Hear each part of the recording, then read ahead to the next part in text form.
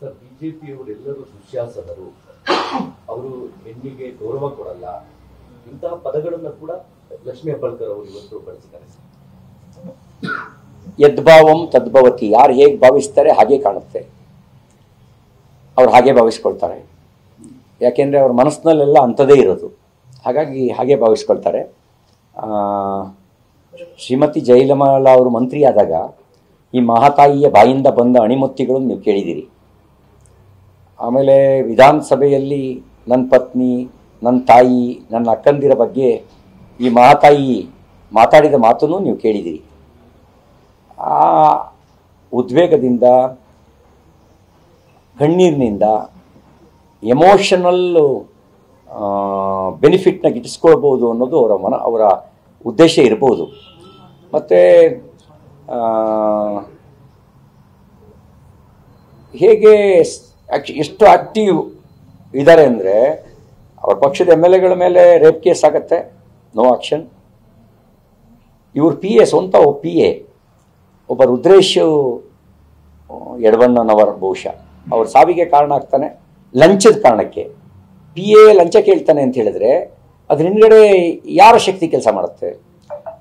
ನನ್ನ PA ಇದುವರೆಗೂ ಲಂಚ ಕೇಳಿದ ಒಂದು ಉದಾಹರಣೆನೂ ಇಲ್ಲ. ನಾನು 20 ವರ್ಷದಿಂದ ಶಾಸಕನಾಗಿದ್ದೀನಿ. ನನ್ನ PAಗಳು ಇವತ್ತಿನವರೆಗೂ ಲಂಚ ಕೇಳಿದೆ ಅಂದ್ರೆ ಒಂದು ಉದಾಹರಣೆ ಇದೆಯಾ?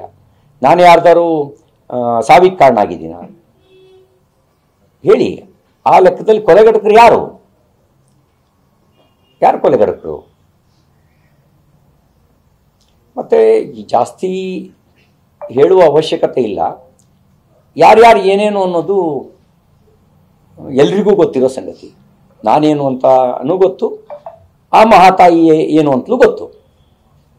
ನನ್ನ ರಾಜಕೀಯ ಜೀವನ ಕಾಲೇಜ್ ದಿನಗಳಿಂದ ಶುರುವಾಯಿತು, ಹೋರಾಟದಿಂದ ಶುರುವಾಯಿತು, ಬೂತ್ ಅಧ್ಯಕ್ಷದಿಂದ ಶುರುವಾಯಿತು.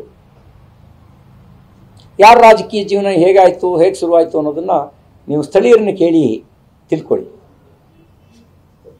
ಇದೇ ವಿಷಯಕ್ಕೆ ಸಂಬಂಧಪಟ್ಟಂತೆ ತನ್ನ ಮೇಲೆ ಏನು ಪದ ಬಳಕೆಯಾಗಿತ್ತು ಅದನ್ನ ಮೋದಿ ಅವ್ರಿಗೂ ಕೂಡ ನಾನು ದೂರನ ನಿಲ್ತೀನಿ ಅಂತ ಅವ್ರಿಗೆ BJPಯವರೆಲ್ಲ ದುಶ್ಯಾಸನರಾದ್ಮೇಲೆ ಅವ್ರ ಹತ್ರ ನ್ಯಾಯ ಹೆಂಗೆ ನಿರೀಕ್ಷೆ ಮಾಡ್ತಾರೆ? BJPಯವರೆಲ್ಲ Modi is our prime minister, basically he is our party worker.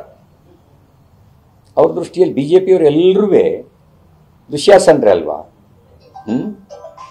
ಅವ್ರ ಹತ್ರ ಯಾಕೆ ನ್ಯಾಯ ಕೇಳ್ತಾರೆ? ಅವರು ನ್ಯಾಯ ಕೇಳಬೇಕಾಗಿರೋದು BJPಯವ್ರ ಹತ್ರ.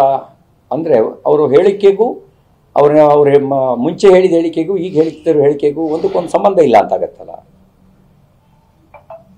ಅವ್ರ ಹೇಳಿಕೆ ಪ್ರಕಾರನೇ